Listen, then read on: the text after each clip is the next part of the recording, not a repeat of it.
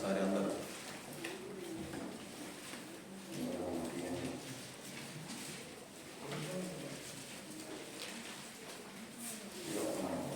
సువార్త మొదటి అధ్యాయం 4వ వచనం 5వ వచనం అందరూ కలిసి చదువుతాము. పేజీ నెంబర్ 80 కొత్త నిబంధన యోహాను సువార్త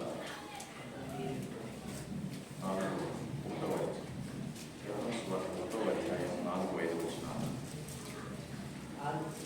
ఆయనలో జీవం ఉండేది, ఆ జీవము మనుషులకు వెలుగై ఉండేది. ఆ వెలుగు చీకటిలో ప్రకాశించుతున్నది కానీ చీకటి దానిని గ్రహింపకుంది. ఇంకొకసారి చూడండి, కలిసి ఆయనలో జీవం ఉండేను, ఆ జీవము మనుషులకు వెలుగై ఉండేను.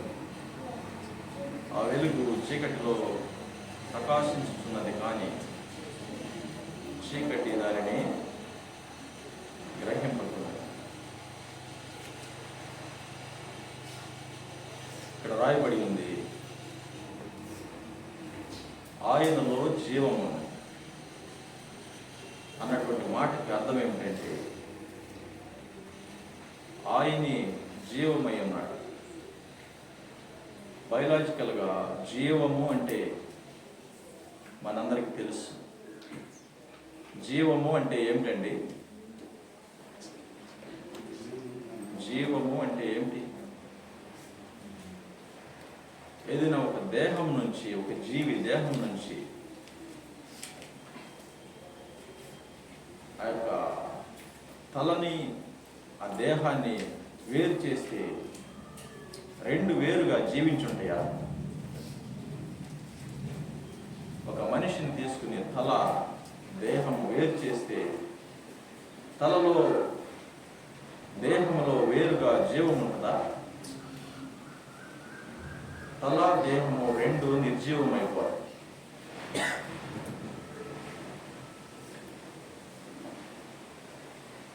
ఏదైనా ఒక చెట్టును తీసుకుని ఆ చెట్టులో నుంచి ఒక కొమ్మను వేరు చేస్తే ఆ కొమ్మలో జీవం ఉంటుందా? ఒక చెట్టును తీసుకుని ఆ చెట్టులో నుంచి దాని వేరును తొలగిస్తే ఆ వేరులో, చెట్టులో జీవం ఉంటుందా? చెట్టు, కొమ్మ, వేరు మూడు నిర్జీవమైపోతాయి, ఎండిపోతాయి. ఒక మనిషి దేహంలో నుంచి ఏదైనా ఒక భాగాన్ని తీసివేస్తే ఆ భాగము జీవమై ఉంటుందా? ఫంక్షన్ అవుతుందా? ఈ దేహంలో నుంచి ఈ చేతిని తీసివేస్తే ఆ చెయ్యి ఫంక్షన్ అవుతుందా? పనిచేస్తుందా? ఎందుకు చెప్తున్నానంటే జీవము అంటే సజీవముగా ఉన్నది అని అర్థం. మరి అక్కడ రాయబడి ఉంది, ఆయన జీవమై ఉన్నాడు అని రాయబడి ఉంది. దాని అర్థం ఏమిటంటే ఆయన జీవమునకు ఆధారము, ఆయన జీవమునకు మూలము, జీవమును అనుగ్రహించడానికి శక్తి సామర్థ్యమును కలిగిన వాడు అని అర్థం. ఆయనలో జీవముండును, జీవముండెను అంటే జీవాన్ని ఇవ్వగలిగిన శక్తి సామర్థ్యములు ఆయనకి కలిగి ఉన్నవి అని అర్థం. మరి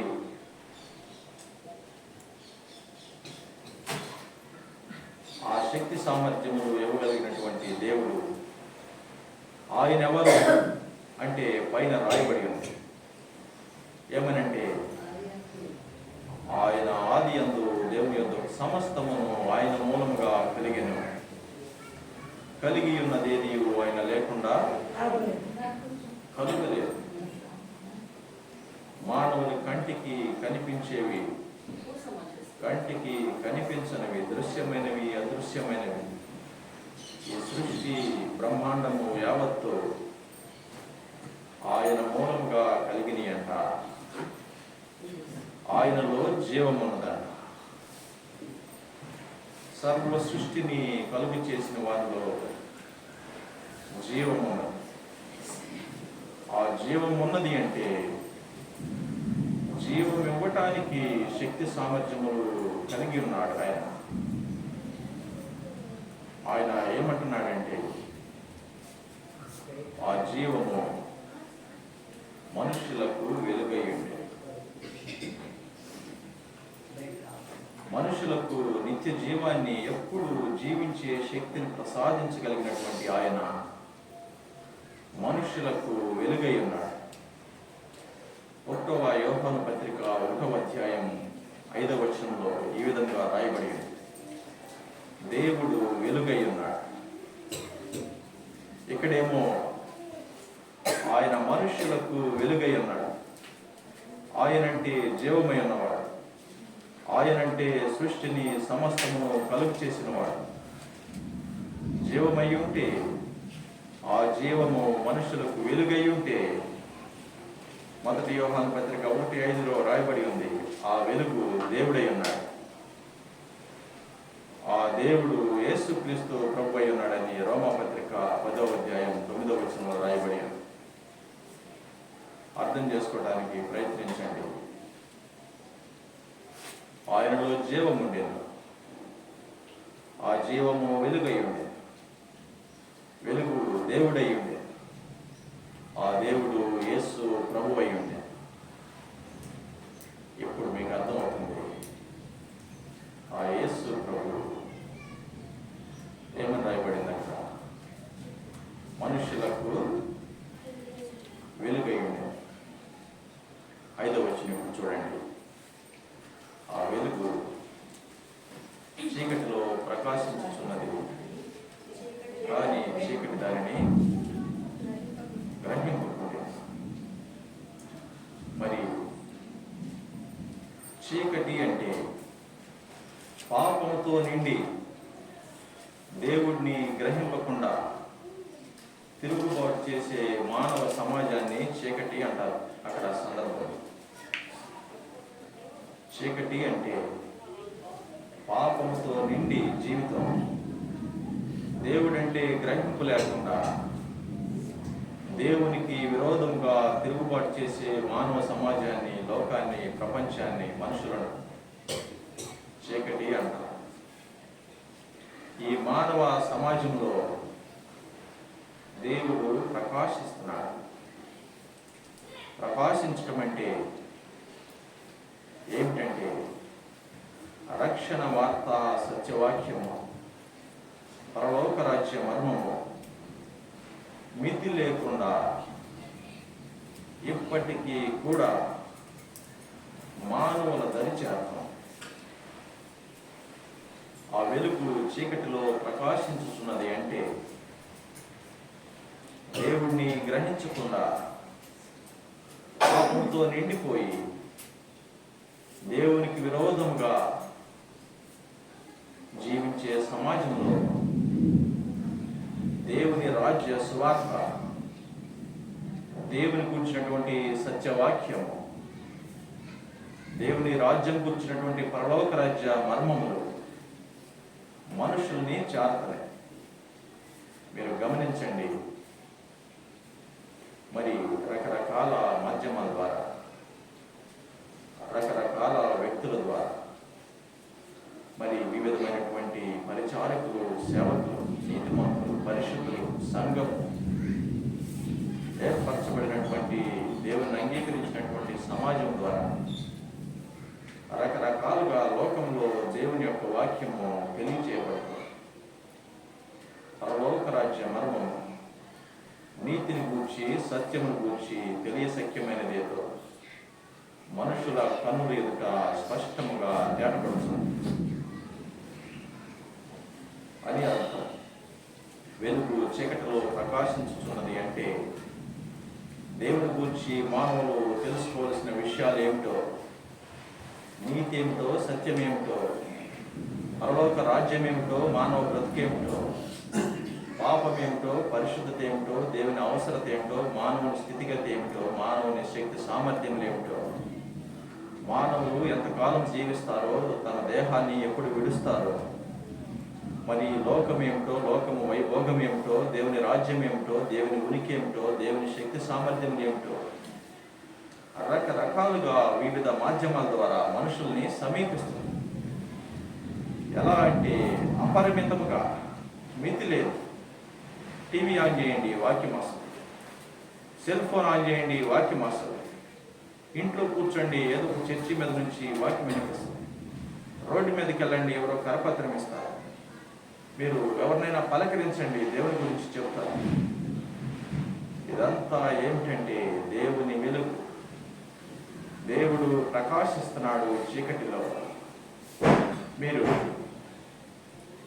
ఈ యొక్క ఆలయంలో నుంచి, చర్చిలో నుంచి బయటికి వెళ్ళండి,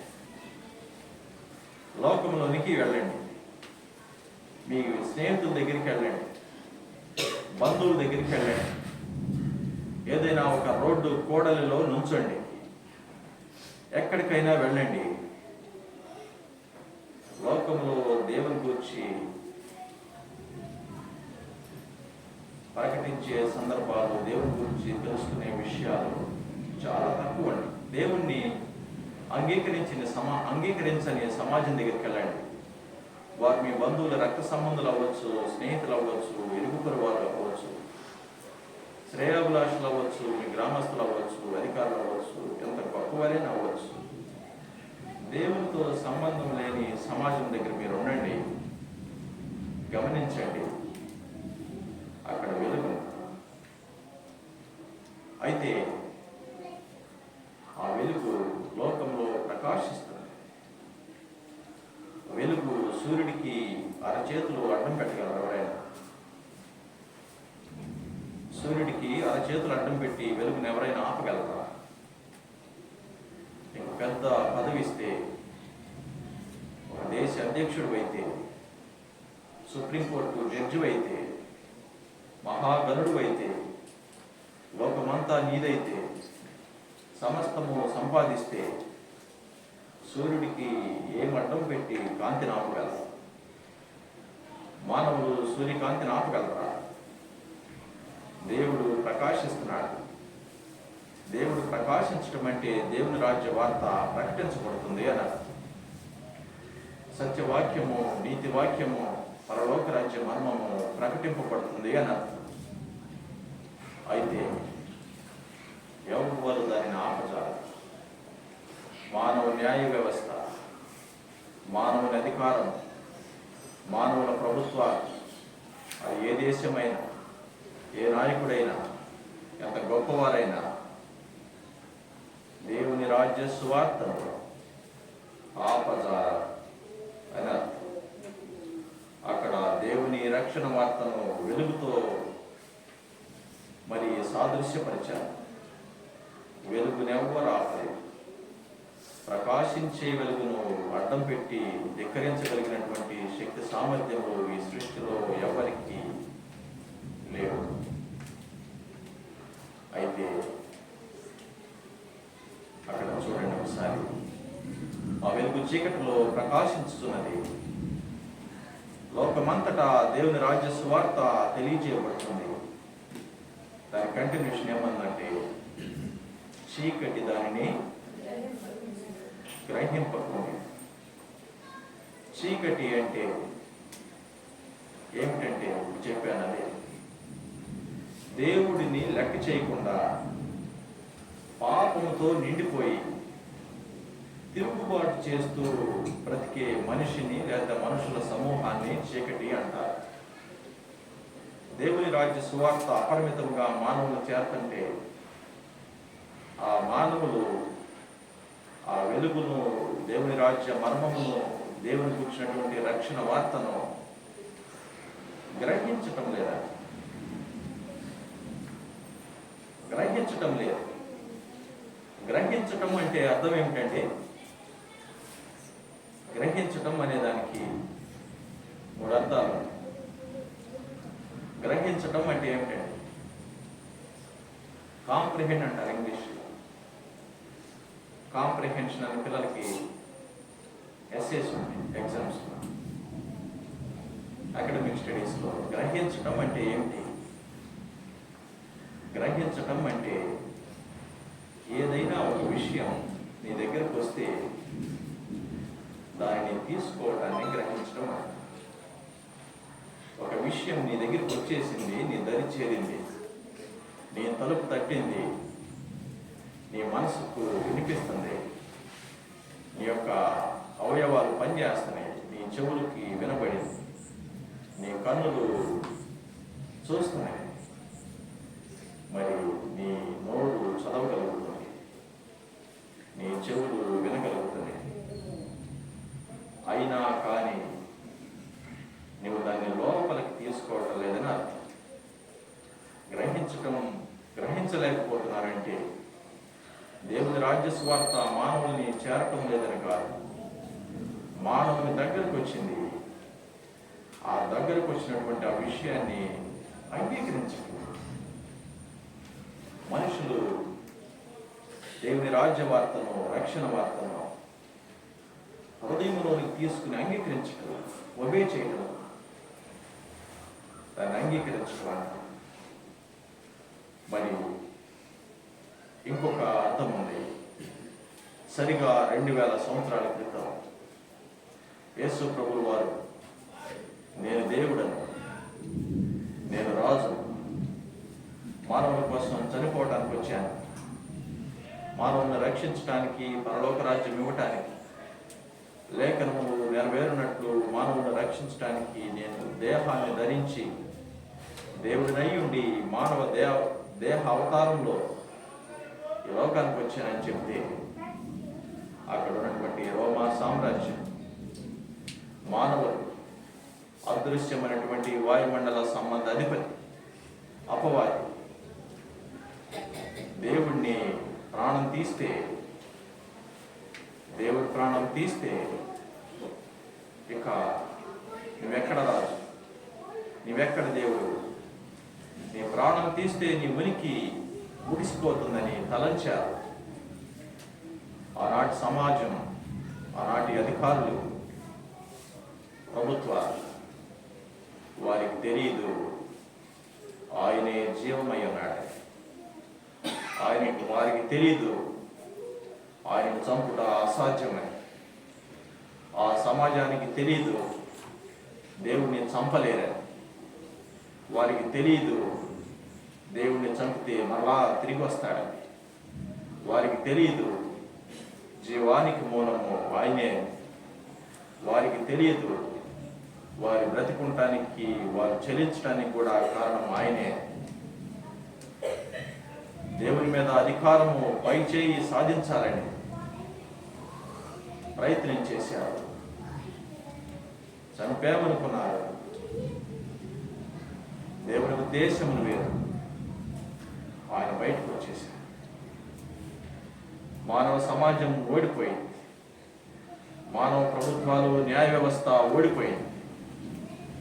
దేవుణ్ణి బంధించలేకపోయారు, దేవుని మీద ఆధిపత్యం చేయలేకపోయారు. ఆ దేవుడు ఆయనే అప్పటి నుంచి ఎప్పటి వరకు ప్రకాశిస్తున్నాడు, ప్రకాశిస్తూనే ఉన్నాడు. అక్కడేమనుంది? ఆ వెలుగు చీకటిలో ప్రకాశించుచున్నది.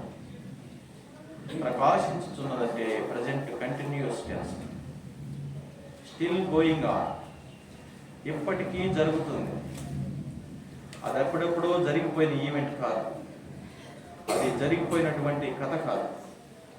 స్టిల్ గోయింగ్ ఆన్, స్టిల్ లెమినేటింగ్, ఇప్పటికీ ప్రకాశిస్తుందంటే దేవుని రాజ్య వార్త ఇప్పటికీ కూడా మితి లేకుండా మానవుల దగ్గర చేరుతుంది, మానవుల దగ్గరికి వస్తుంది.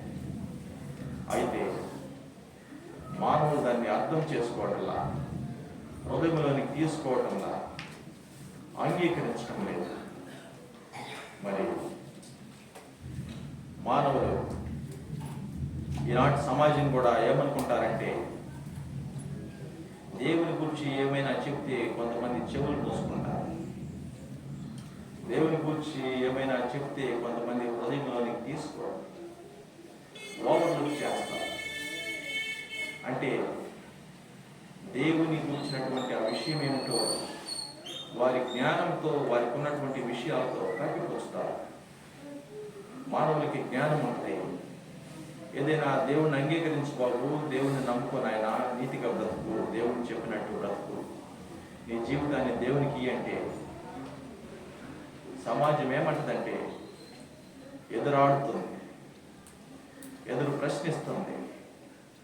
మా విశ్వాసం మాదే, దేవుడు ఎక్కడున్నాడు అని అపహాస్యం చేస్తారు. వారి జ్ఞానాన్ని బట్టి, వారికి ఉన్నటువంటి ఐశ్వర్యాన్ని బట్టి, వారి శక్తి సామర్థ్యమును బట్టి, వారికి ఉన్న ఆ విషయాలను బట్టి ఏం చేస్తారంటే ఓవర్లుక్ చేస్తారంటే తృణీకరించి, మాకు విశ్వాసం ఉంది, జీవితం అంటే ఇదే అని వారే నిర్ణయించుకుంటారు, వారే డిఫైన్ చేసుకుంటారు. దానిని గ్రహించలేకపోవడం అంటారు. వెలుగు చీకటిలో ప్రకాశించుతున్నది కానీ చీకటి దానిని గ్రహింపలేకుండాను. అంటే మరి ఓవర్లుక్ చేయడం, మరి గ్రహించలేకపోవడం, దేవుని రక్షణ వార్తను మీద పై చేయి సాధించాలని చూడటం, అవి ఎన్నటికీ తగవు. మానవుని శక్తి సామర్థ్యములు సూర్యుడిని అడ్డపెట్టడానికి కుదరదు. దేవుని రాజ్య వార్తను, దేవుని కూర్చున్నటువంటి పరలోక రాజ్య మర్మమును ఆపటం మానవుల తరం కాదు. సృష్టిని కలుగు చేసిన దేవుణ్ణి అడ్డగించటం, సృష్టిలో భాగమైనటువంటి మనిషి శక్తి సామర్థ్యములు తగవు, సరిపోవు. మరి ఒక విషయం 3వ అధ్యాయం 19వ వచనం ఒకసారి చూడండి. మానవులు దేవుడిని ఎందుకు అంగీకరించడం లేదు?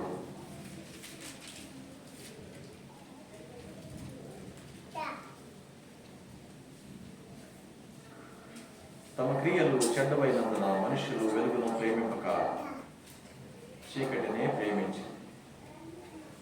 ఏమనుందండి? తమ క్రియలు చెడ్డమైనందున మనుషులు వెలుగును ప్రేమింపక చీకటినే ప్రేమించి. దేవుని రాజ్యవార్త మనుషుల్ని చేరుతుంటే గ్రహించకుండా,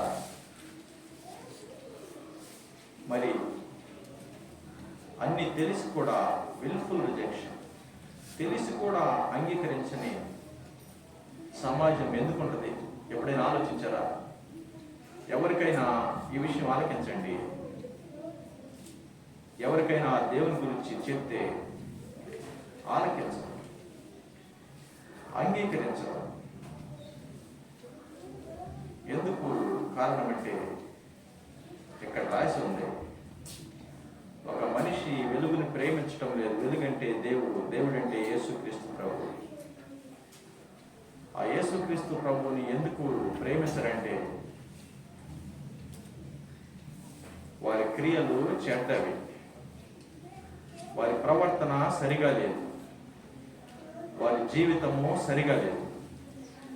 ఒక మనిషి జీవితం, ప్రవర్తన విధానము, అలవాట్లు, ఆలోచన అంతరంగము సరిగా లేకపోతే దేవుడి గురించి వినరు, దేవుడికి లోపడరు, దేవుడికి మనస్సు ఇవ్వరు, దేవుడిని అంగీకరించరు. ఎందుకంటే వాడికి తెలుసు వాడి క్రియలు చెడ్డవి కనుక ఏమన్నదంటే అక్కడ వెలుగును ప్రేమింపక చీకటిని ప్రేమించు. ఏదైనా ఒక వస్తువుని, మీకు అర్థమవుతుంది ఈ విషయం, బాగా వినండి. ఒక వస్తువు తీసుకోండి, ఒక వెలిగే కాంతివంతమైనటువంటి ఒక లైట్ తీసుకోండి. ఆ వస్తువుని కాంతి దగ్గరికి ఇలా తీసుకురండి. ఏమవుతుందండి? ఏదైనా ఒక ఆబ్జెక్ట్, ఒక వస్తువుని తీసుకుని ఒక కాంతి, ఒక లైట్ దగ్గరికి ఇలా తీసుకురండి, దగ్గరికి తీసుకురండి.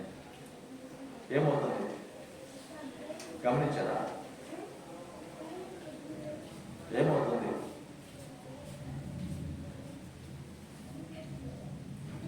ఎప్పుడు గమనించలేదా? మీకు తెలుసు, ఒక వస్తువు, ఏదైనా ఒక ఆబ్జెక్ట్ ఆ వెలుగు దగ్గరకు వచ్చినప్పుడు, కాంతి దగ్గరకు వచ్చినప్పుడు దాని ప్రతిబింబం కనిపిస్తుంది. నువ్వు నడుస్తుంటే లైట్ దగ్గరికి వెళ్తే నీ నీడ వెనక పడుతుంది. ఏదైనా ఒక వస్తువు, ఈ బుక్ ఆ లైట్కి అడ్డం పెడితే ఈ యొక్క పుస్తకం ప్రతిబింబం గోడ మీద వస్తుంది. ఈ పెన్నుని నేను లైట్కి అడ్డం పెడితే ఆ లైట్ అనేది, ఆ వెలుగు, కాంతి దీని ప్రతిబింబాన్ని చూయిస్తుంది. ఒక మనిషి దేవుడి దగ్గరికి వస్తే ఏమవుతుందంటే వాడేమిటో లైట్ చూయిస్తుంది. మరి మానవులు ఎందుకు రారంటే ఆశ్చర్యపడాల్సిన అవసరం ఏమి లేదు. వారికి అంతరంగంలో పాపాన్ని విడిచిపెట్టే ఉద్దేశం లేదు. అంతరంగంలో ఇష్టానికి బ్రతికే ఉద్దేశాన్ని విడిచిపెట్టే ఉద్దేశం లేదు. అంతరంగంలో రహస్య జీవితం ఉంది. వెలుగుని చూడలేనటువంటి క్రియలు అంతరంగంలో ఉన్నాయి. మనిషి దేవుడిని ఎందుకు అంగీకరించడంటే వాడు సరిగా లేడని అర్థం. వాయిదా వేస్తున్నాడంటే దేవుడిని అంగీకరించమంటే దాని అర్థం ఏమిటంటే ఇంకా కాని విషయాలు జరిగిస్తున్నాడని అర్థం. ఎప్పుడైతే ఒక మనిషి దేవుడి దగ్గరికి వస్తాడో దేవుని వాక్యము, దేవుని వెలుగు మనిషిని ప్రతిబింబింపచేస్తుంది. ఎవరికి ప్రతిబింబింపచేస్తుంది? మొట్టమొదట మీరు నడుస్తుంటే మీ నీడ మీకే ఆనుకుని ఉంటుంది. ప్రతిబింబం ఆబ్జెక్ట్కి ఆనుకుని ఉంటుంది. మొట్టమొదట నీ క్రియలు నీకే చూపిస్తాయి. కాంతి దగ్గరకు వచ్చే కొంది, ఆ వెలుగు దగ్గరకు ఒక ఆబ్జెక్ట్ దగ్గర అయ్యే కొంది ప్రతిబింబం థిక్నెస్ పెరుగుతుంది. ఆ నీడ యొక్క దాని థిక్నెస్, దాని తీవ్రత పెరుగుతుంది. ఇంకా స్పష్టంగా కనిపిస్తుంది. వెలుగుకి ఎంత దగ్గర అవుతామో అంత బలంగా, అంత స్పష్టంగా మన ప్రతిబింబం కనిపిస్తుంది. మరి ఇక్కడ రాయబడి ఉంది, వారి క్రియలు చెడ్డవైనందున వారు వెలుగును ప్రేమించరు, వెలుగు దగ్గరికి రారు.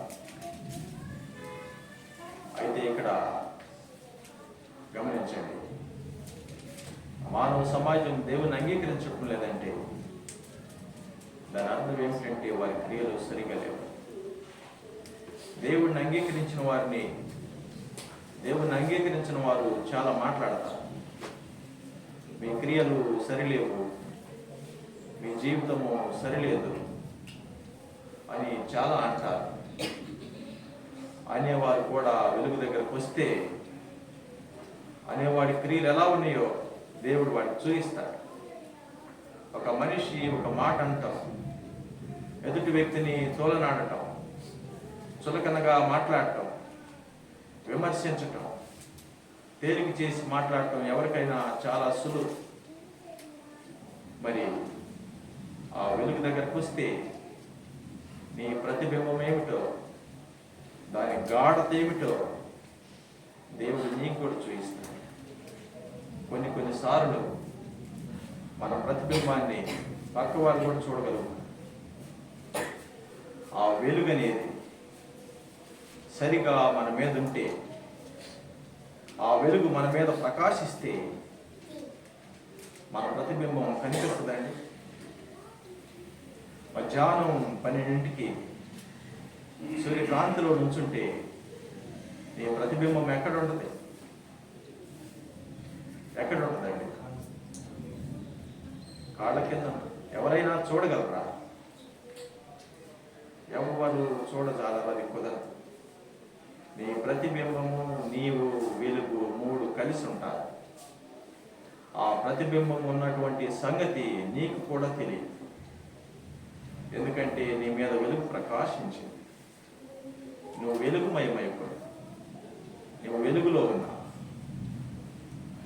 మరి మానవ సమాజం ఉంది, వెలుగుతో సంబంధం లేనివాడు. ఆ వెలుగుకి దూరం అయితే ఒకసారి వచ్చి మీరు ఒక ఆబ్జెక్ట్ని తీసుకొచ్చి వెలుగు దగ్గరికి మరలా తీసుకొచ్చి ఆ లైట్ మీదకి వస్తే దాని ప్రతిబింబం కనిపించదు. మరి ఆ యొక్క ఆబ్జెక్ట్ని తీసుకెళ్ళిపోతే మరలా ఏం చేస్తుందండి? కనిపిస్తుంది. ఒక మనిషి దేవుని దగ్గరకు వచ్చి ఆ వెలుగుతో ఉంటేనే, ఆ వెలుగుతో ఉన్నంత వరకే మనుషులకి ఆ యొక్క ప్రతిబింబం కనిపించదు. మరి ఎప్పుడైతే వెలుగుకు దూరం అయిపోతారో, ఎప్పుడైతే వెలుగు దగ్గరికి సమీపించరో, ఆ మనుషుల ప్రతిబింబం స్పష్టంగా కనిపిస్తా ఉంది. ఆ వెలుగుకి ఆ యొక్క వ్యక్తికి సంబంధం లేనాలి. దేవుడు వెలుగుతున్నాడు, దేవుడు ప్రకాశిస్తున్నాడు, దేవుడు వెలుగై ఉన్నాడు. దేవుడు వెలుగై ఉండటమంటే దేవుని కూర్చున్నటువంటి సత్యము, పరలోక రాజ్య మర్మము, సత్యవాక్యము, నీతి వాక్యము నిన్ను సమీపిస్తుంది అని అర్థం. మానవ సమాజం కొంతమంది గ్రహించటం లేదు, అంగీకరించడం లేదు. కొంతమంది అంగీకరించి దరిచేస్తున్నారు. దేవుడు చెప్తున్నాడు. మరి 1 పేతురు పత్రిక 2వ అధ్యాయం 9వ వచనం ఒకసారి చూడండి.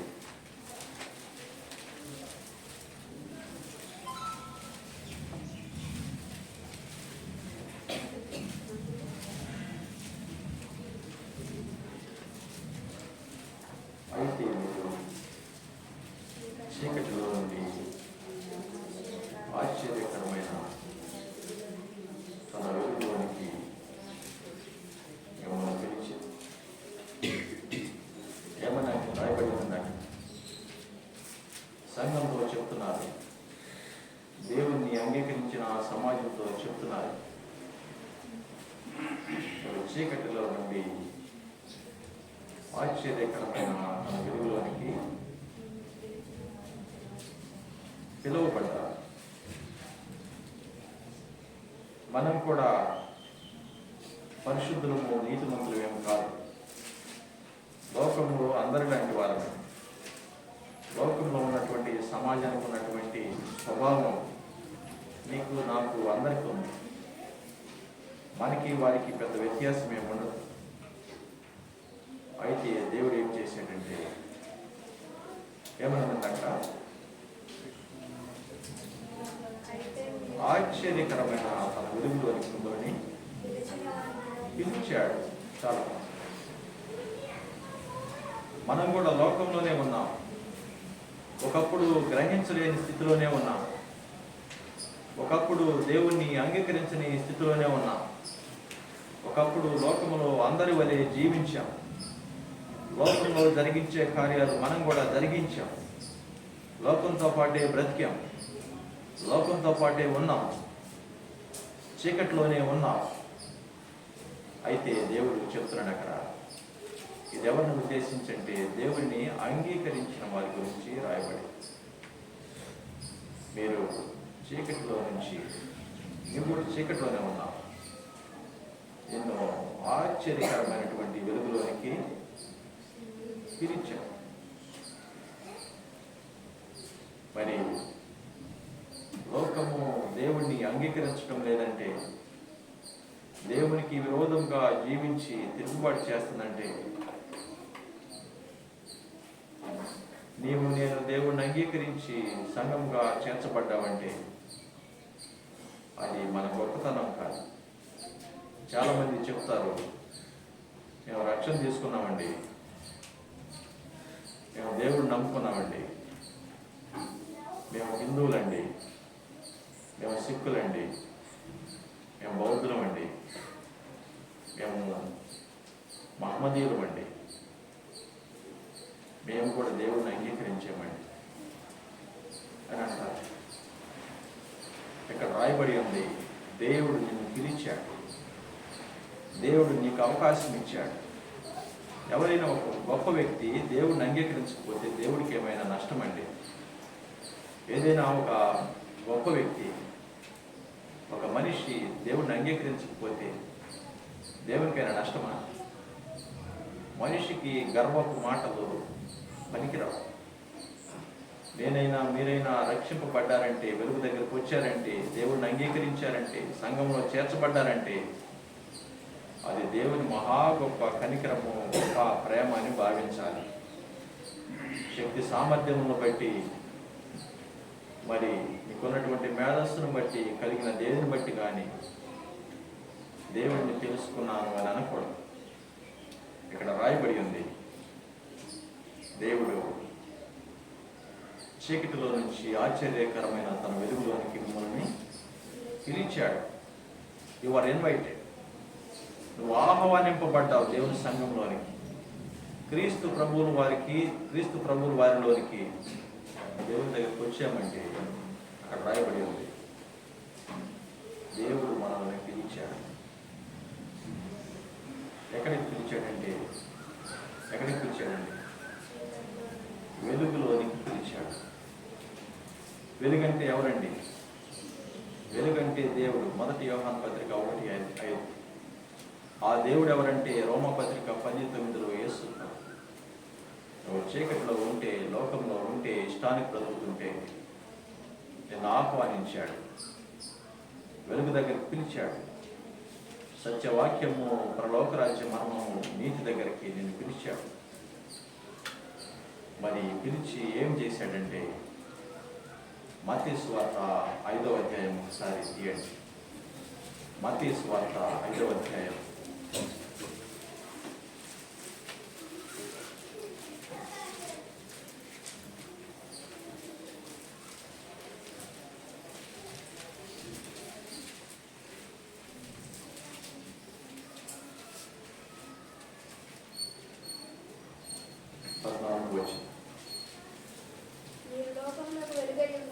మీరు లోకమునకు వెలుగై ఉన్నారు. చాలా దేవుడు చీకటిలో నుంచి మానవ సమాజాన్ని పిలిచి వచ్చిన వారిని ఏం చేశాడంటే వెలుగుగా చేశాడు. అక్కడ మనం చెప్పాము, అక్కడ రాయబడింది యోహాను సువార్తలో, వెలుగు అంటే దేవుడై ఉన్నాడు. నేను ఈ లోకానికి, దేవునికి ప్రతినిధిగా, దేవుణ్ణి పోలి ఉన్న మనిషిగా ఈ లోకంలో నేను ఉంచాడన. లోకమునకు వెలుగై ఉన్నావంటే దేవుని స్వభావము, దేవుని క్రియలు, దేవుని గురించినటువంటి రక్షణ వార్త నీలో ఉంచాడని అర్థం. ఆయన వెలుగై ఉన్నాడు, నిన్ను వెలుగుగా చేశాడంటే దాని అర్థం ఏమిటంటే, దేవుడిని అంగీకరించిన సమాజం, సంఘం అంటే నీవు నేను ఈ లోకానికి రక్షణ సువార్త, నీతి, సత్యం, పరిశుద్ధత, మరి కళంకము లేని జీవితం, ఇవన్నీ మనిషిని నీతిగా మార్చి, కడిగి, పవిత్రుడిగా చేసి. అందుకే గమనించండి, లోకంలో ఉన్న వాని క్రియలు వేరు, సంఘంలో ఉన్న వాని క్రియలు వేరు. మరి లోకంలో ఉన్నప్పుడు సంఘాన్ని చాలామంది తృణీకరిస్తారు. మీరు అలా చేస్తున్నారు, ఇలా చేస్తున్నారు, మీ క్రియలు సరిగా లేవు, నీట్గా ఉండమంటే అది కాదని చెప్తారు లోకంలో ఉండి. ఒకసారి సంఘంలో చేర్చబడిన గమనించండి, ఆ నోరు మూతపడిపోయింది. సంఘంలో చేర్చబడినాక ఆ నోటికి తాళం వేయబడి, సంఘంలో చేర్చబడినాక ఆ నాలుక కత్తిరించబడి, సంఘంలో చేర్చబడినాక మనిషికి మోగుబడైపోతాడు. సంఘంలో చేర్చబడినాక ఏమి మారు మాట మాట్లాడు. ఎందుకు ఎప్పుడైనా ఆలోచించారా? ఎందుకంటే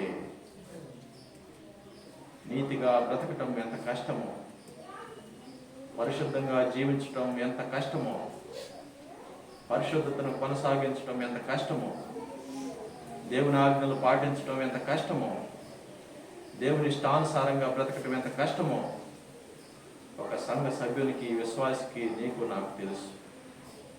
అందుకనే పరులను చూసి మాట్లాడు. పాపం చేస్తే ఏమనుంటుంది? అక్కడ ఏమనుంటుందండి? ప్రేమ అనేక పాపములను కప్పును. దేవుడు ప్రేమయ్య ఉన్నాడు. మరి ఆ దేవుడు నిన్ను ప్రతినిధిగా పెడితే నువ్వు ప్రేమగా మారావు. ఎదుటి వారి క్రియలు చూసి, ఎదుటి వారి జీవితం చూసి నువ్వు మారు మాట మాట్లాడు. నువ్వు ప్రశ్నించు, నువ్వు తృణీకరించు, నువ్వు విభేదించు.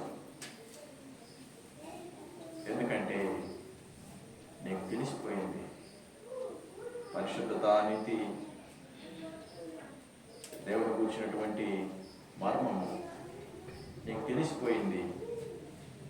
నీవు కూడా ఒకప్పుడు లోకంలో ఉన్నావని నీకు తెలిసిపోయింది. నువ్వెంత బలహీనుడవో నీకు తెలిసిపోయింది. మనుషులందరూ బలహీనులని ఏదో ఒక విషయానికి పడిపోతారని నీకు తెలిసిపోయింది. కానీ లోకంలో ఉన్న సమాజానికి తెలియదు, దేవుని అంగీకరించిన మనుషులకు తెలియదు. మరి ఇటువంటి సమాజంలో మనం బ్రతుకుతున్నాం. దేవుడిని అంగీకరించిన సమాజం, దేవుడిని గ్రహించని సమాజం, దేవుడిని ప్రేమించని సమాజం, దేవునికి విరోధంగా తిరుగుబాటు చేసి పాపంతో ఇష్టానికి బ్రతికే సమాజం. ఈ సమాజంలో నీవు నేను బ్రతుకుతుంటే దేవుడు ప్రకాశిస్తున్నాడు. దేవుడు ప్రకాశిస్తా ఉన్నాడు. దేవుని ప్రకాశం నీ దగ్గరకు వచ్చింది. నువ్వు దేవుని అంగీకరించే అవకాశం నీకు ఇచ్చాడు. లోకంలో నుంచి నిన్ను పిలిచాడు, వెలుగు దగ్గరికి పిలిచాడు, దేవుని దగ్గరికి పిలిచాడు. నిన్ను కూడా వెలుగుగా చేశాడు, నన్ను కూడా వెలుగుగా చేశాడు, లోకంలో నుంచి వేరు చేశాడు. పిలవటం అంటే ఏమిటండి? ఒక వెలుగులో, చీకటిలో నుంచి ఒక ఆబ్జెక్ట్ని వెలుగు దగ్గరికి తీసుకొచ్చారు. మరి వెలుగు చీకటి రెండూ కలిసి ఉండవు, గుర్తుపెట్టుకోండి. వెలుగు దగ్గరకు వస్తే చీకటి మాయమవుతుంది. చీకటి వెలుగుని ఎంత మాత్రమును సమీపించనేరదు. వెలుగు చీకటి కలిసి ఉండుట అసాధ్యం. మరి చీకటిలో ఉన్నటువంటి నిన్ను నన్ను లోకంలో సహజంగా అందరి మానవుల వలె, అందరి మనుషుల వలె ఏదో ఒక వ్యాపకంలో ఏదో సాధించాలని, ఏదో మరి పొందాలని బ్రతికే సమాజంలో ఉన్న నిన్ను నన్ను దేవుడు పిలిచాడు, దేవుని దగ్గరికి పిలిచాడు, అవకాశం ఇచ్చాడు, మరి వెలుగుగా చేశాడు. వెలుగుగా చేయటం అంటే దేవుని రాజ్య మర్మమును తెలియచేయటం, నేను నీతిమంతుడిగా చేయటం, నీలో దేవుని గురించినటువంటి రక్షణ వార్త. అందుకే గమనించండి, ఎవరైనా విశ్వాసి ఎక్కడైనా ఎదురుపడితే, సందర్భం ఏదైనా దేవుని గురించే మాట్లాడతారు, దేవుని గురించే ఏదో ఒకటి చెప్తారు. ఎందుకంటే నువ్వు వెలిగింపబడ్డా. ఆ వెలుగు మరి ప్రసరించకుండా ఉండలేదు. ఒక సూర్యుడు ఉదయించినాక తన కాంతిని వెదజల్లకుండా ఉండలేడు. సూర్యుడు ఉదయించినాక ఇక తన యొక్క శక్తిని ప్రసరింప చేయకుండా ఉండలేదు. దేవుడు నిన్ను నన్ను వెలిగిస్తే ఇక నీవు నేను ప్రసరించకుండా ఆ వెలుగుని దాచిపెట్టలేదు. ఆ వెలుగు ఏమిటంటే నీతి, పరిశుద్ధత, దేవుని అందరి ఆనందము, దేవుని కూర్చున్నటువంటి వార్త. ఇవన్నీ మనం వెల్లడి చేస్తాం, ప్రచురం చేస్తాం, సందర్భం ఏదైనా అసందర్భంగా కూడా ఎవరితోనైనా భయపడ, భీతి చెంద, సిగ్గుపడ. ఎందుకంటే నువ్వు వెలిగింపబడ్డావు. ఆ వెలుగు వెలుగుతూనే ఉంది. ఆ వెలుగుని ఆపటం ఎవరి తరం కాదు.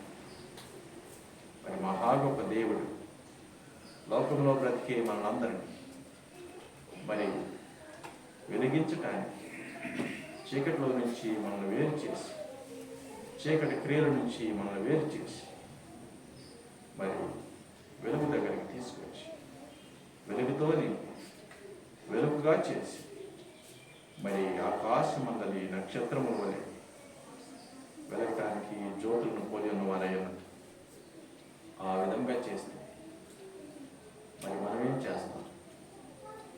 ప్రభువా, నన్ను లోకంలో నుంచి చీకట్లో నుంచి వేరు చేసి, దుష్టత్వంలో నుంచి సహజ సిద్ధమైనటువంటి నా యొక్క జీవితంలో నుంచి నన్ను వేరు చేసి, నీతిని గూర్చి, పరిశుద్ధతను గూర్చి, దేవుని రాజ్యమును గూర్చి నాకు తెలియచేసి, నా హృదయంలో ఉంచి నన్ను నీతిమంతుడిగా చేసి ప్రత్యేకపరిచి, దేవుడు ఇష్టపడి, దేవుడు ప్రేమించి, దేవుడు అంగీకరించే వ్యక్తిగా నన్ను చేశాడు. మీకు వందనాలు, స్తోత్రాలని జ్ఞాపకం చేసుకుని దేవుడు మనల్ని వెలుగులోనికి పిలవటానికి మనమేమి ఇవ్వలేదని, మనమేమి చేయలేదని, అది ఉచితముగానే దేవుడు పిలిచాడని, ఉచితముగానే మనల్ని వెలుగు సంబంధులుగా చేశాడని, ఉచితముగానే వెలుగుగా ఉంచాడని జ్ఞాపకం చేసుకుని దేవుని ఎదుట ఒప్పుకొని